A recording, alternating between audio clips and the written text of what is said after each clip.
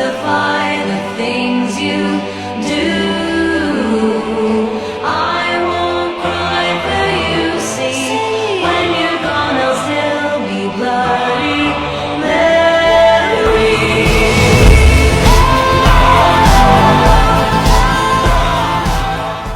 Bullying merupakan ekspresi menyimpang pada anak dalam upaya pencarian jati diri, peran pendidikan di keluarga dan sekolah sangat diperlukan sebagai penyeimbang.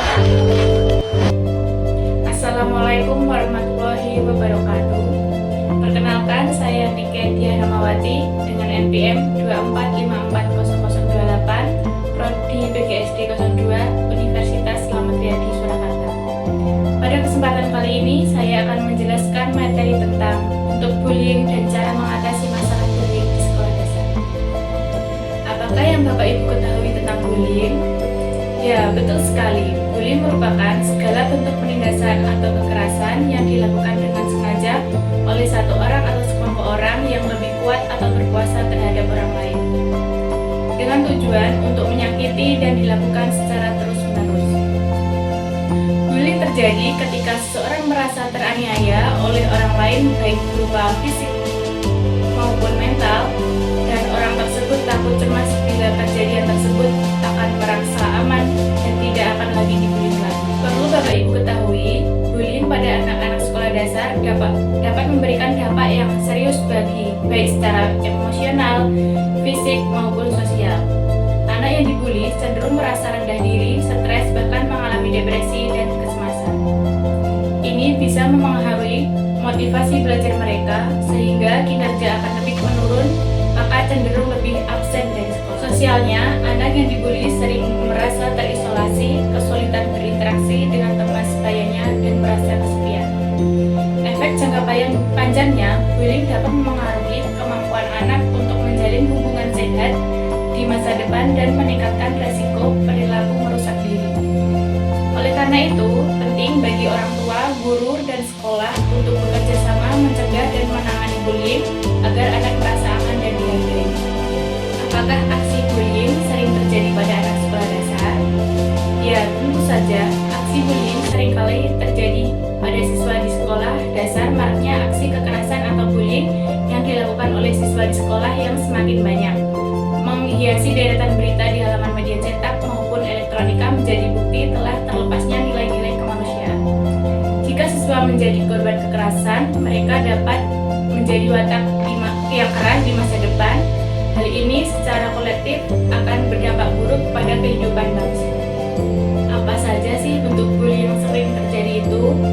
Ada beberapa bentuk bullying yang sering terjadi, antara lain dilihat dari kontak perilaku dengan korban, yaitu yang pertama, langsung, yaitu perilaku menyerang yang tampak dan dapat diamati terhadap korban. Yang kedua, tidak langsung, yaitu perilaku yang dilakukan secara diam-diam dengan rahasia dan tidak tampak. Yang ketiga, yaitu bullying fisik, yaitu yang kasat mata. Siapa saja bisa melihat tindakan merugikan ini karena terjadi hubungan fisik antara perilaku dengan korban yang dibullying. Yang keempat, yaitu bullying verbal, yaitu jenis bullying yang jika bisa terdeteksi ketika bisa tertangkap indera pendengaran. Yang kelima, yaitu bullying mental, yaitu jenis bullying yang paling berbahaya karena tidak tertangkap mata dan telinga jika tidak cukup diawasi mendeteksinya. Lalu apa saja faktor penyebab bullying pada anak? Ada beberapa faktor penyebab bullying, antara lain faktor individu. Terdapat dua kelompok individu yang terlibat dalam tindakan bullying, yaitu pembuli dan korban bullying. Kedua kelompok ini merupakan faktor utama yang memengaruhi perilaku bullying. Yang kedua yaitu faktor keluarga. Latar belakang keluarga turut berperan yang penting dalam perilaku bullying, dan kurang perhatian dari orang tua menyebabkan anak kurang percaya diri. Anak yang mendapat didikan yang kurang baik dapat membentuk menjadi pembuli. Yang ketiga yaitu faktor internal. Faktor internal bullying pada individu meliputi faktor biologis dan psikologis. Yang termasuk faktor biologis adalah kondisi fisik yang sehat, sedangkan faktor psikologis yaitu masalah mental yang diantaranya intelijensi, kecerdasan besar, kemauan, bakat, serta konsentrasi. Yang keempat yaitu faktor eksternal. Faktor eksternal meliputi lingkungan keluarga, lingkungan masyarakat, lingkungan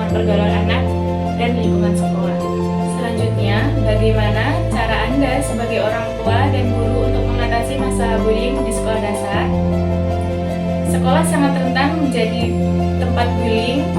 Oleh karena itu, guru pintar dan keluarga sekolah mengambil langkah untuk mencegahnya. Beberapa langkah yang perlu dilakukan yaitu: yang pertama, yaitu deteksi tindakan bullying sejak dini. Yang kedua, yaitu memberikan dukungan pada korban. Yang ketiga, yaitu membuat peraturan yang tegas tentang bullying. Yang keempat, yaitu memberikan teladan atau contoh yang baik. Dan yang kelima, mengajarkan siswa untuk melawan bullying. Untuk yang terakhir, yang keenam, yaitu membantu perilaku menghentikan perilaku buruknya. Bullying merupakan contoh perilaku buruk. Guru pintar wajib membantu perilaku bullying untuk menghentikan perilaku buruk, apalagi mengucilkan mereka. Selain korban, pelaku juga membutuhkan penanganan supaya tidak melakukan pembulian lagi. Kemudian, ada beberapa cara atau tindakan orang tua untuk mengatasi bullying di lingkungan rumah. Yang pertama, yaitu bicara mendengarkan anak-anak setiap hari. Yang kedua, luangkan waktu untuk istirahat dengan anak. Yang ketiga, jadi contoh yang baik dari kebaikan dan kepemimpinan.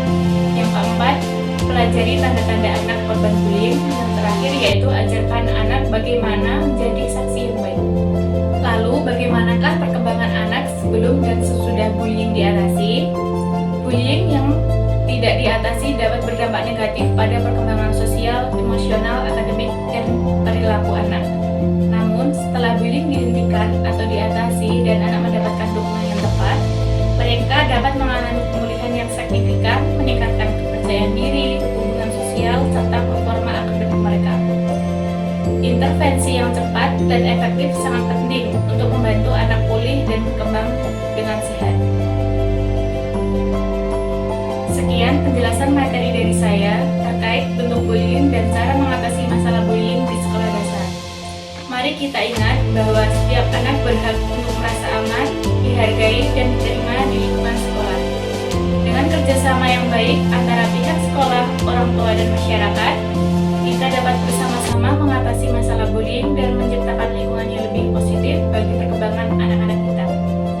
Semoga upaya kita dalam mencegah bullying dapat memberikan dampak yang besar sehingga setiap anak dapat tumbuh dan berkembang dengan penuh rasa aman dan percaya diri. Sekian dari saya. Wassalamualaikum warahmatullahi wabarakatuh.